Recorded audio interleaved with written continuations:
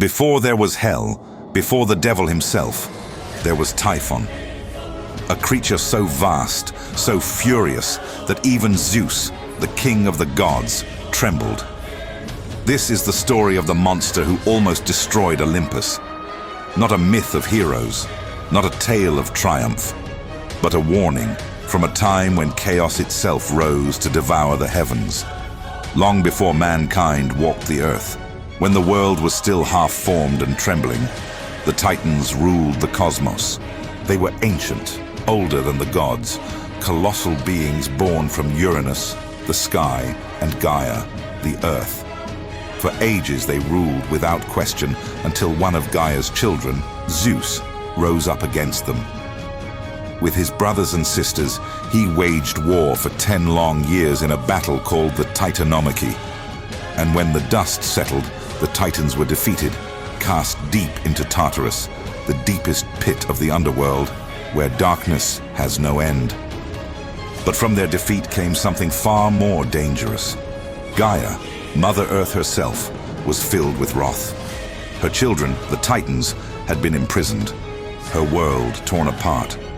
And from that rage, from the deepest wound in her soul, she gave birth to one last child.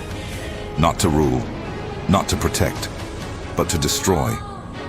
His name was Typhon. When he rose from the burning cracks of Mount Etna, the sky itself recoiled. His body stretched beyond the mountains, his arms wide enough to grasp the world. From his waist down, hundreds of serpents coiled and hissed, each with eyes that burned like molten fire. From his shoulders sprouted vast, ragged wings that could blot out the sun. His voice was the scream of the storm, his breath a hurricane. And when he looked toward Olympus, his mother's command echoed in his mind. Bring down the gods. The Olympians had only just begun their reign when the first tremor struck. The ground split. The sea churned. And from the depths of the earth, Typhon climbed, his presence shaking the foundations of heaven itself. Zeus looked down from Olympus and saw him, this colossal storm of flesh and flame. And for the first time in all eternity, the king of the gods felt fear. Typhon roared, his voice shaking mountains and seas. Zeus, you who imprisoned my brothers, you who claim the heavens as your own, come down and face me, or I will tear your sky apart. The heavens darkened, thunder answered thunder. The storm of the gods began. Zeus hurled his lightning bolts with fury, each one splitting the clouds and searing Typhon's flesh. But Typhon endured. He tore mountains from their roots and hurled them at Olympus. The world convulsed with each impact. The rivers ran backward. The seas boiled. The air itself screamed. For days, the war raged between god and monster, between order and chaos, and neither would yield. But then, in one terrible moment, Typhon struck. He lunged at Zeus, coiling his serpents around the god's limbs, crushing the life from him. The thunder god fought, but Typhon's strength was beyond imagining. With a cry that split the heavens, Typhon tore the tendons from Zeus's hands and feet. The king of the gods fell, powerless, crippled. The gods panicked. One by one, they fled Olympus.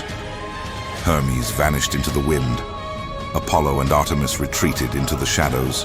Poseidon sank beneath the waves. Even mighty Athena fell silent. Olympus, once bright and divine, was left abandoned. Typhon roared in triumph. The gods were defeated. The heavens were his. He carried Zeus to the land of Cilicia and imprisoned him in a cave. There, he hid the god's tendons inside a bearskin, sealing the king's power away forever. For the first time since creation, chaos ruled the cosmos once more. Days turned into weeks. The earth grew restless, the seas dark. The mortals, small and afraid, felt the storm above them and trembled. It was as if the universe itself was holding its breath. But not all hope was lost. Hermes, god of trickery and cunning, refused to accept defeat. Together with Pan, the god of wild places, He crept through the shadows, unseen by Typhon's countless eyes. Deep within the cave, they found Zeus, his body broken, his fire dim. But when Hermes knelt beside him, Zeus's eyes opened, faint lightning flickering behind them. Hermes whispered, "Father of heaven, the world falls without you. Let me restore your strength." And with divine cunning, Hermes stole back Zeus's tendons and returned them to his body. When he did, the sky shuddered. The first crack of thunder since Typhon's victory tore through the clouds. The storm returned. Zeus rose from his ruin, lightning gathering in his hands. His roar rolled across the heavens.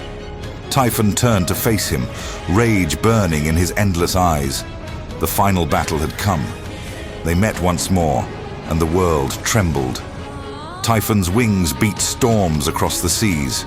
His serpents lashed at the sky. He tore peaks from the mountains and hurled them like spears. But Zeus stood unbroken, wielding thunder itself. He unleashed the full fury of the Cyclops' forged bolts, blinding, burning, endless. Each one struck like a god's heartbeat, driving Typhon backward, step by step. The battle raged across the world, from Egypt to Greece, from the Aegean to the edge of the heavens.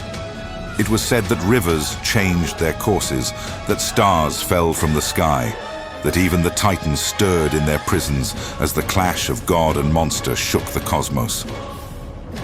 At last, Zeus found his moment. With one final thunderbolt, brighter than creation itself, he struck Typhon in the chest. The monster screamed, a sound that echoed for centuries, and fell. Zeus hurled him beneath the land of Sicily, crushing his body under Mount Etna. There, trapped in fire and stone, Typhon was bound for eternity. The gods returned to Olympus, their reign restored. But none forgot the day when the heavens nearly fell. They said that every time Mount Etna erupts, every time the earth shakes and the mountains bleed fire, it is Typhon, still alive beneath the surface, struggling, roaring, vowing revenge. And his legacy did not end with him. For Typhon had mated with the monstrous Echidna, half woman, half serpent.